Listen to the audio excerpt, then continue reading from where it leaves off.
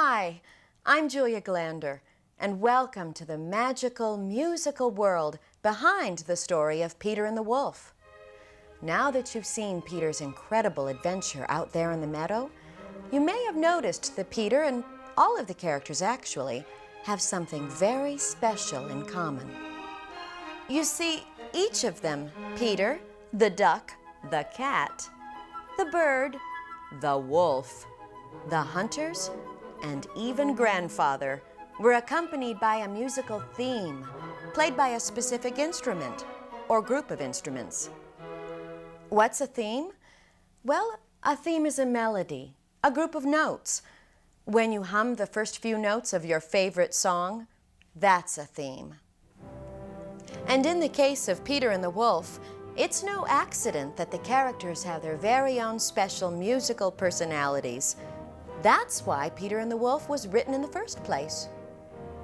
The famous Russian composer Sergei Prokofiev wanted to find a way to introduce the instruments of the symphony orchestra to children, just like you. And he decided the very best way to do this would be to invent a wonderful, adventurous story where the characters were portrayed by musical instruments instead of actors. And so, in 1936, Peter and the Wolf was first performed in Russia, and ever since, it has been loved by children and adults all over the world. Now, where would we go to find these adventuresome musical instruments who bring Prokofiev's characters and music to life? Back to the meadow? I don't think so.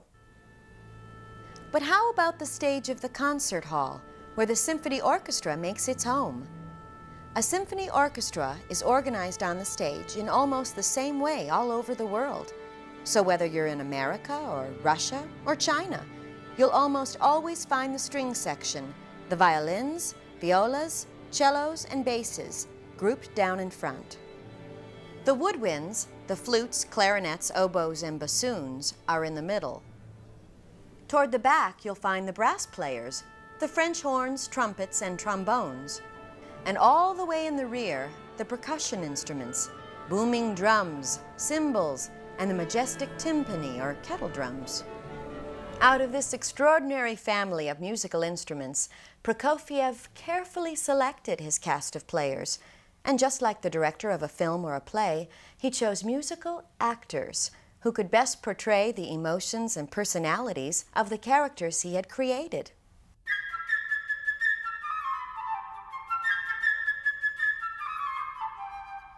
For the bird, Prokofiev chose the beautiful flutter of the flute, whose chirpy notes and dazzling scales were quick to capture the soaring flight of Peter's best friend.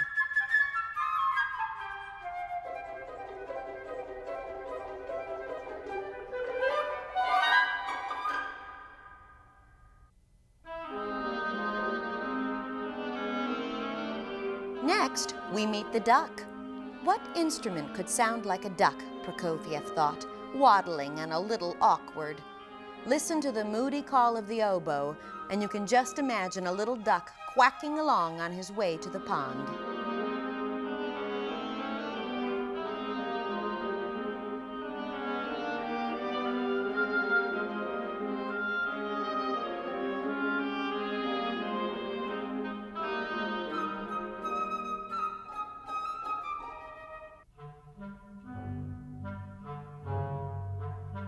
The cat was not so obvious. Sometimes the cat is quick and graceful. At other times, he's careful and calculating as he creeps through the tall grass. Prokofiev decided to have the part of the cat be voiced by the reedy tones of the clarinet.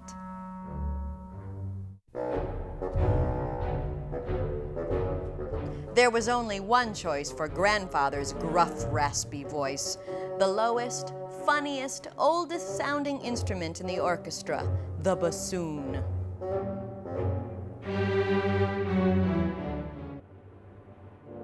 But what about the wolf?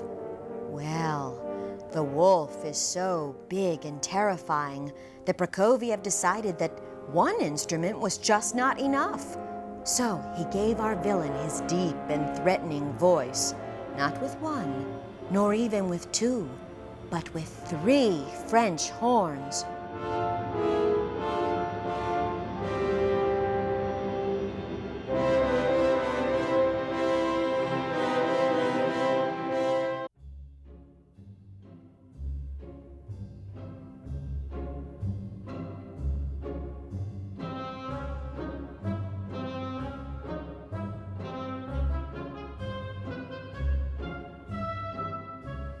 And the hunters certainly make a racket with the firing of their guns. The resounding boom of the timpani signals their cacophonous arrival on the scene.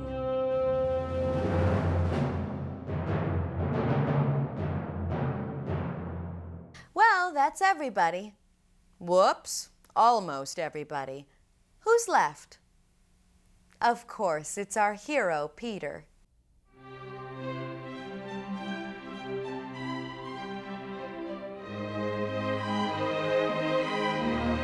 And for Peter, Prokofiev decided that the lively, youthful sound of the entire string section would best bring the adventuresome boy to life.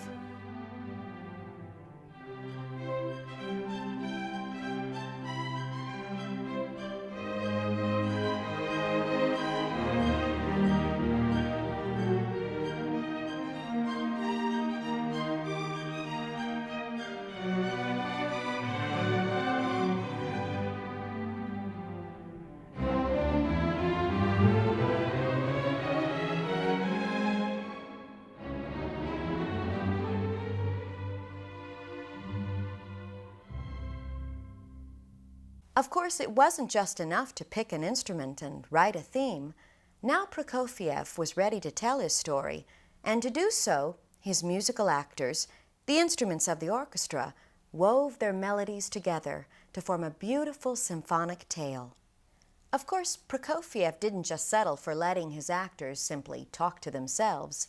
Instead, thanks to his beautiful music, they actually had conversations with each other, as one theme and instrument would intertwine with another. What, you don't believe me? Just listen to Peter and the bird.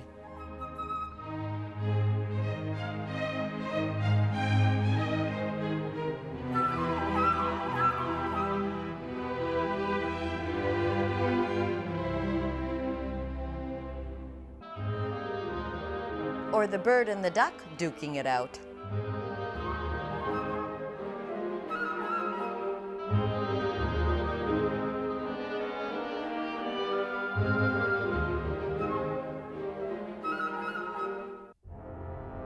Or how about 3 themes? The wolf, the cat, and the bird.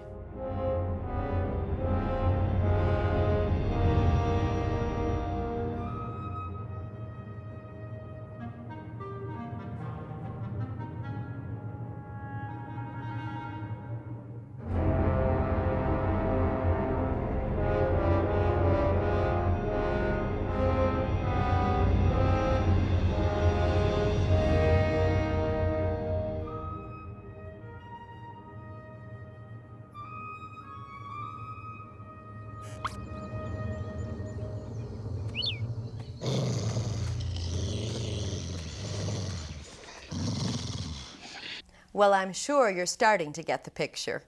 And as the old saying goes, a picture is worth 1,000 words.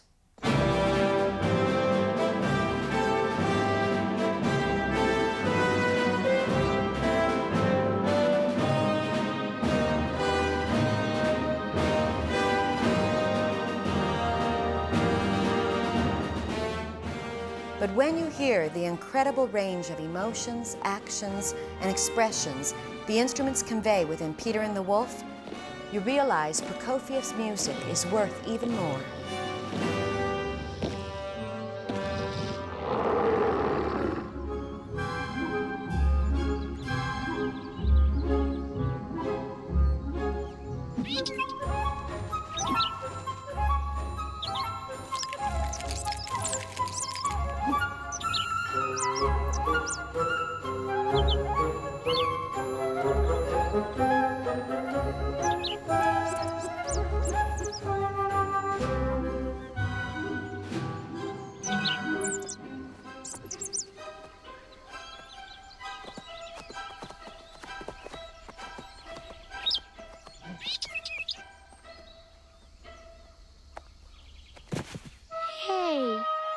doing over there?